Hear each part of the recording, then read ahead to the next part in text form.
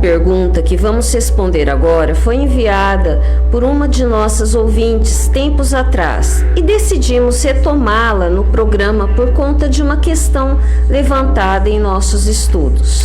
Pergunta: sendo eu de família católica, aprendi desde a infância a necessidade de rezar pelos mortos.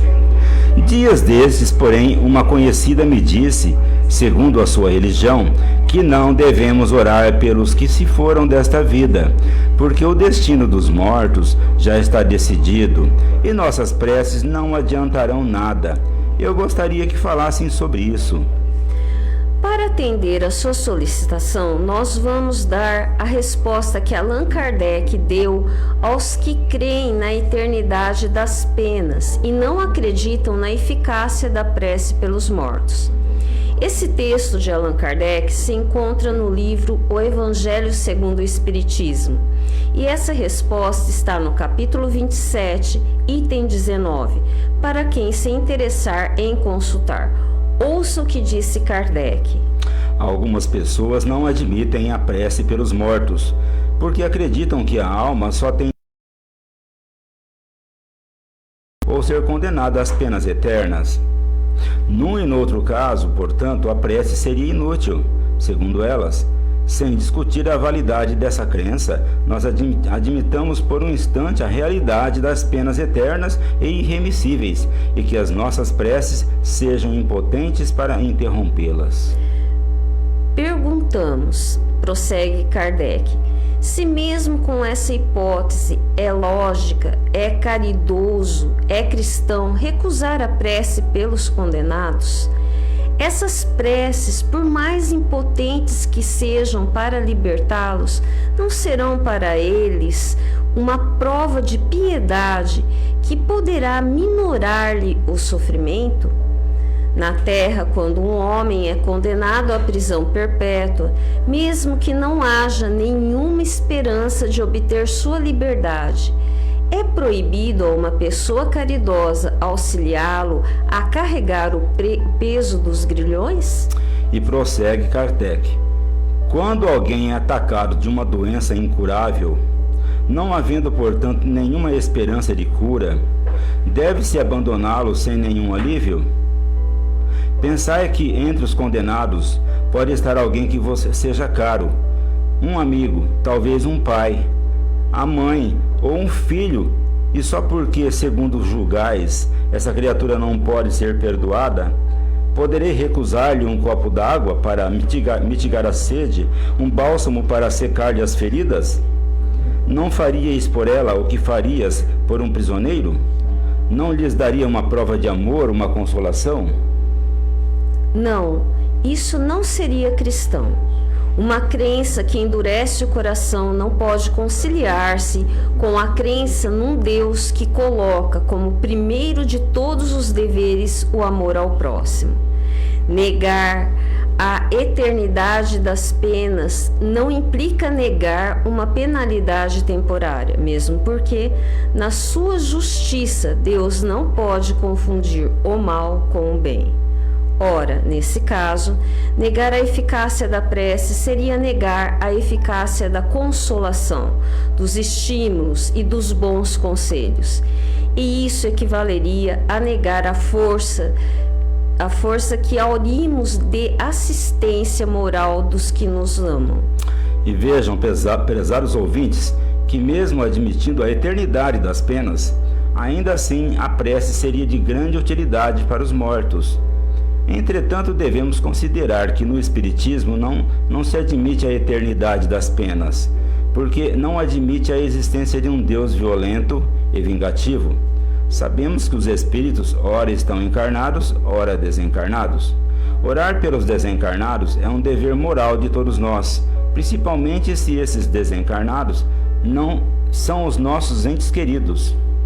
A prece é um turbilhão de bons pensamentos que carrega consigo nossos mais puros sentimentos, a nossa fé em Deus e os nossos mais elevados propósitos de fazer o bem.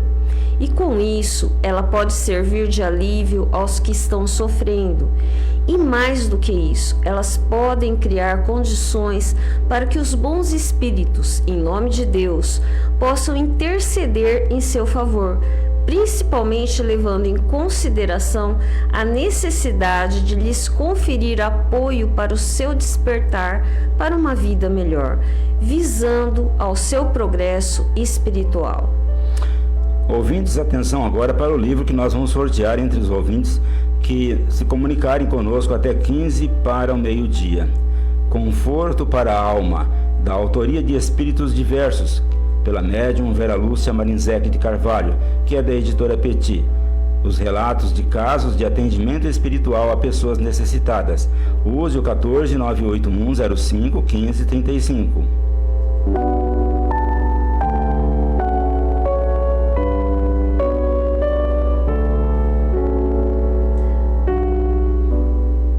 Ouvinte de Vera Cruz, estudioso da doutrina, enviou-nos a seguinte constatação.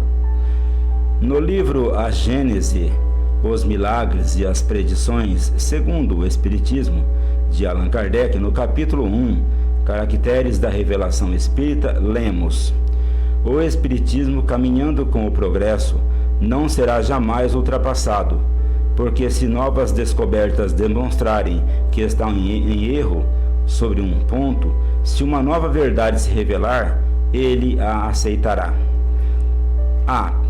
Pergunto, se esse entendimento pode se aplicar aos artigos da Revista Espírita de abril de 1862, intitulado Frenologia Espiritualista e Espírita, Perfectibilidade da Raça Negra, e da revista de agosto de 1864, Questões e Problemas, Destruição dos Aborígenes do México. Esses artigos, escritos respectivamente em 1862 e 1864, foram inseridos por Allan Kardec na Revista Espírita, com a finalidade de mostrar, primeiramente, que não existe uma verdade pronta e acabada sobre todas as coisas.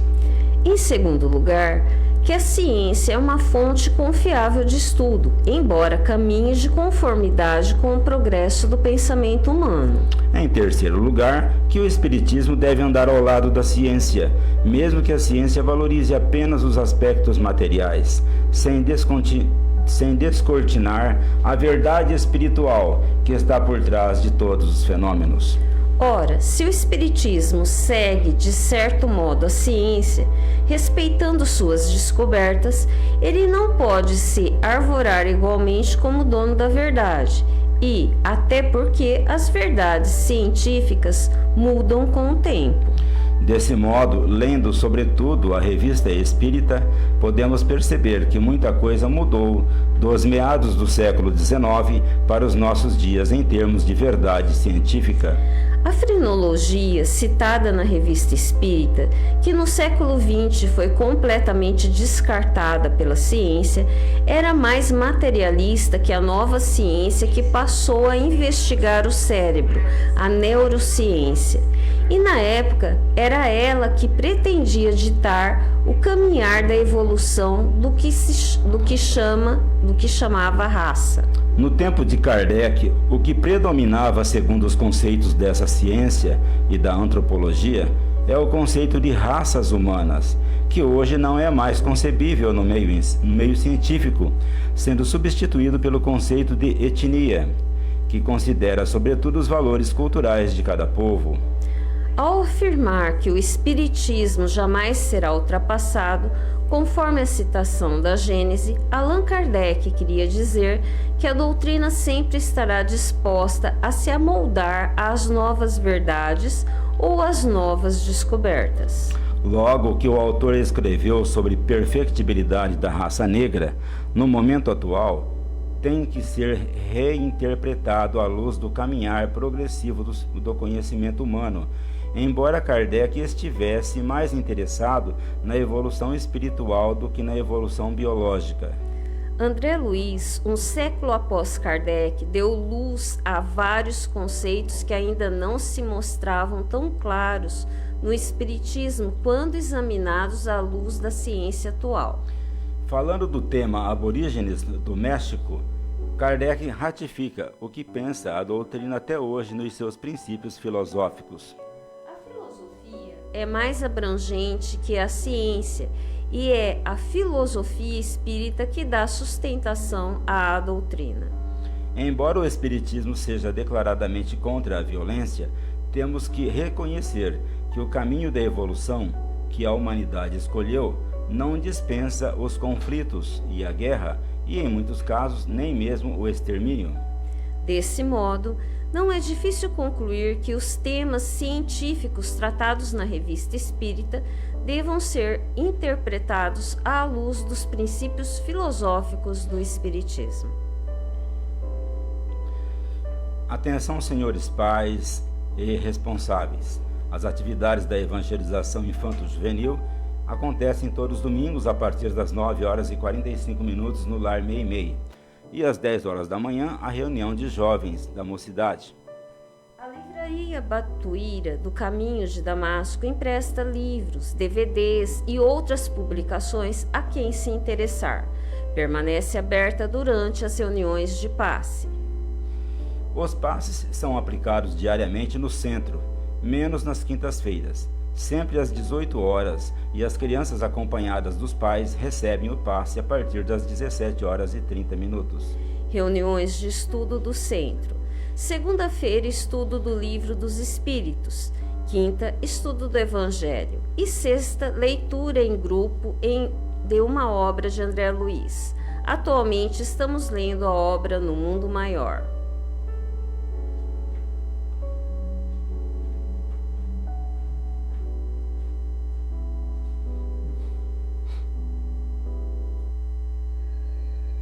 Tem muitas coisas a que às vezes não damos o devido valor. A vida, por exemplo. A vida é uma bênção divina. Através dela, podemos ser felizes e proporcionar a felicidade aos outros. Por isso, é preciso defender a vida, a nossa vida e a do próximo. Pena de morte, aborto, suicídio e eutanásia são formas de violência contra a vida com as quais não podemos concordar. Lutemos em defesa da vida. Pena de morte. Um crime não justifica outro crime. Diga não. Suicídio. Um gesto infeliz. Dê uma chance a você mesmo. Existe sempre alguém para ajudá-lo. Aborto. Um ato de covardia. A vítima não pode defender-se. Eutanásia. Uma ação criminosa. Com confiança em Deus e o firme desejo de obedecer suas leis, a vida terá outro sentido. Mensagem em defesa da vida. Apoio. Federação Espírita Brasileira. De Garça obtém livros por preços abaixo da tabela, permitindo que seus associados os adquiram por apenas R$ 27,00. O clube só faz entregas na cidade de Garça. Neste mês de julho, o Clube do Livro Espírita de Garça está entregando aos seus associados o livro A Sombra do Abacateiro, preciosa obra de Carlos Bacelli, em que o autor relata os costumeiros encontros do povo com Chico embaixo de uma árvore, quando o médium trazia elevados esclarecimentos sobre temas do dia a dia. Editora Intervidas. E para você receber esse livro, basta você se associar ao Clube do Livro. Você pode ligar agora ou depois, passando um WhatsApp para a Sônia Marra, no celular 14 996 69 5008, ou enviar o e-mail para o endereço clubedolivro@caminhodedamasco.org, dando seu nome e endereço de entrega. Associe-se ao clube e receba mensalmente um livro espírita em sua casa por apenas R$ 27,00. E você entrando no site do Centro Espírita Caminho de Damasco, você vai obter ali uma série de informações sobre o centro e sobre o espiritismo. Atenção, ouvintes, no próximo domingo, 20 de julho, a USE Intermunicipal de Garça realizará o 18º Encontro da Família Espírita no Lar Meimei, cujo tema será Família, entre laços e nós. A diretoria da USE está convidando todos os integrantes das atividades dos Centros Espíritas de Garça e região e suas respectivas famílias, crianças e adultos para participarem desse encontro. O encontro será no período da tarde, das 13h30 às 18 horas, e contará com a participação do psicólogo espírita Valci Silva, da cidade de Tupã. As inscrições são gratuitas e devem ser feitas pelo link Encontro Família Espírita 2025, que você vai encontrar na internet. Após o encerramento, haverá uma confraternização junina no local, com comes e bebes envolvendo todos os participantes.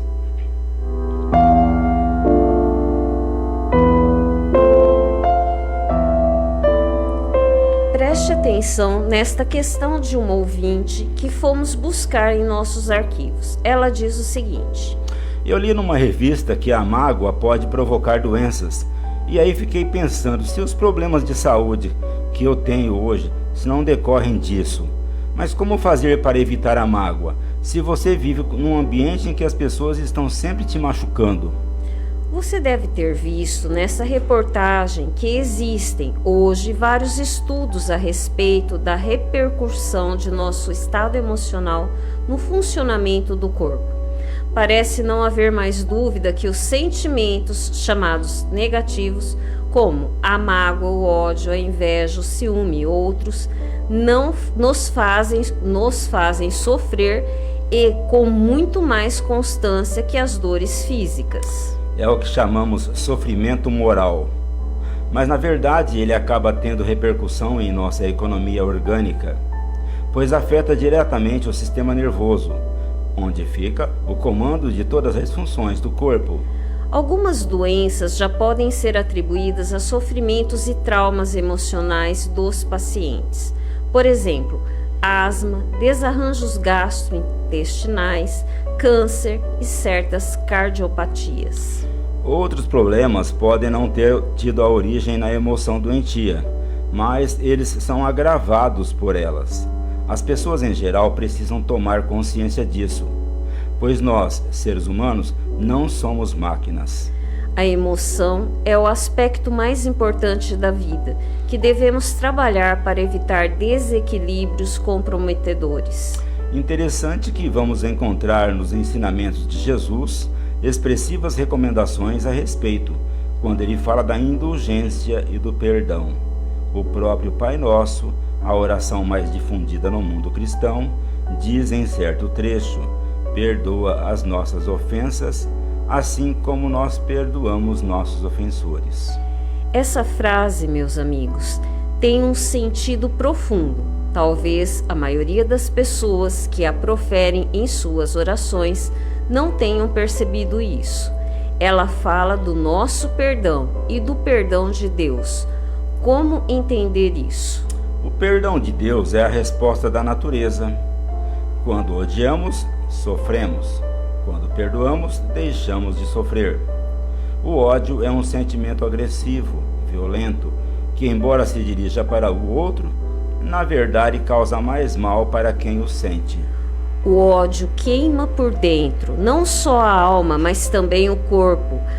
A neurociência, a área da medicina que estuda o sistema nervoso, constatou que, ao cultivar um sentimento desagradável, o cérebro agride o organismo, causando-lhe certas disfunções. Quando esse estado se repete muitas vezes ou se torna constante, instala-se ou agrava uma enfermidade. Não há receita pronta e acabada para combater a mágoa, além daquela que Jesus ensinou há 2000 anos, a compreensão. A compreensão é a base do perdão. Compreender é se colocar no lugar do ofensor. É mais do que isso. É perceber que ele também é um ser humano, nosso irmão, que erra como nós erramos, que deve ter seus problemas que ele está sofrendo, ainda que por ignorância, e que por isso deve ter seus motivos para fazer o que fez, mesmo que seu ato não se justifique. Não é fácil assumir essa postura, mas é a única que nos pode livrar de um sofrimento maior, que pode vir a ter a repercussão desfavorável no futuro. Se quisermos vencer nossas mágoas, precisamos aprender a ver as pessoas por outro ângulo, procurando penetrar no mundo de seus problemas e dificuldades. Por isso, Jesus afirmou que somos irmãos. A proximidade espiritual nos torna mais suscetíveis de entender que somos iguais e que todos sofremos, ora agredindo o outro, ora sendo agredidos por ele. Se estudarmos melhor nossos defeitos, através dos erros que temos cometido, podemos compreender melhor a condição daqueles que erram contra nós, da mesma forma que precisamos nos compreender quando somos nós que erramos contra eles. Atenção, ouvintes, para o livro que nós vamos sortear logo mais, entre os ouvintes que se comunicarem conosco, Conforto da Alma, para a Alma, é da autoria de Espíritos Diversos pela médium Vera Lúcia Marinzec de Carvalho, da editora Petit. São relatos de casos de atendimento espiritual às pessoas necessitadas. Use o 14981051535. Momento Espírita. Mensagem para a nova era. Conhecendo a doutrina espírita, o exercício da paciência. Em seu livro Em Busca de Chico Xavier, Claudinei Lopes, citando um tal de Zé Maria, amigo do médium, conta que, certo dia, uma senhora veio de São Paulo para conversar com Chico Xavier. Mas ela falava tanto que parecia que era o Chico que viera consultá-la. E toda vez que Chico tentava falar alguma coisa, ela o interrompia e continuava falando. Zé Maria conta que foi ficando irritado com aquela senhora e teve vontade de interferir e perguntar ao Chico como que ele podia suportar tamanho atrevimento, mas se conteve. Na saída, uma senhora de Goiânia pediu ao Chico que tirasse uma foto com seu filho, de mais ou menos 3 anos. Zé Maria tentou pegar a criança no colo e colocá-la ao lado do Chico e tirar a foto. Mas o Chico o conteve e disse: "Pois é, Zé Maria, quando a gente tem um amigo que não está à altura, não podemos desejar que ele suba até nós. Nós é que temos que descer até ele." Chico ajoelhou-se e tirou a foto com o garoto. A pergunta de Zé Maria estava respondida. Bem, ouvintes, nesse momento passamos para o sorteio do livro que nós anunciamos entre os ouvintes que se comunicaram conosco durante esse programa. Livro Conforto para a Alma, de Espíritos Diversos, pela médium Vera Lúcia Marinzec de Carvalho, editora Petit. E atenção, ouvintes, que o livro sai para a nossa ouvinte da cidade de Garça, Cíntia Conceição. Parabéns, Cíntia, aproveite bem sua leitura e pode procurar o seu exemplar na loja Leves, na rua Minas Gerais 148. Prezados ouvintes, agradecemos sua amável audiência e atenção. Se vocês permanecerem na web rádio Meimei, vão assistir em seguida Perspectiva, com Maris Carvalho e Vitor Berno. Ao final desta edição, Momento Espírita deseja para vocês a saúde e a paz. E para encerrarmos, vamos ouvir uma mensagem espiritual na voz de Chico Xavier.